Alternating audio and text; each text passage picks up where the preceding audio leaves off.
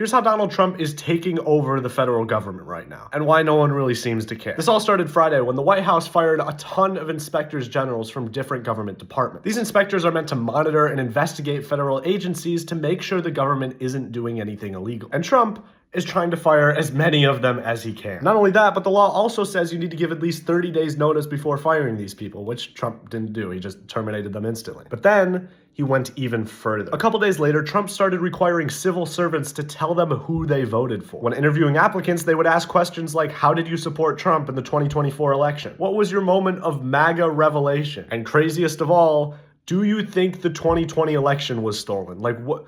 We are so cooked. And you can bet your ass if you answer any of these questions no, they're not letting you in, bro. You might think that this is completely normal. After all, presidents do get to decide who's on their team. But these aren't like cabinet secretaries or advisors that the president gets to pick. These are just normal employees that oftentimes are supposed to be nonpartisan. This is all part of Trump's plan to remove any form of accountability in Washington. He's getting rid of all these people so that he can do whatever he wants behind the scenes without the public ever knowing about it. And he's making these changes so fast that the media can't catch up. People aren't paying attention to what's happening because he's doing this so quickly. Something similar to this was done in 1981 when Ronald Reagan fired a bunch of civil servants as soon as he got into office. But after an enormous amount of public backlash, he was forced to rehire a bunch of them. But unfortunately, no one really seems to care today, even though Trump is going 10 times further than Reagan ever did. He's introducing rules and policies to make workers easier to fire. He's getting rid of anyone who disagrees with him, and he's replacing the government with loyalists that will do whatever he says. So for all his talk about draining the swamp,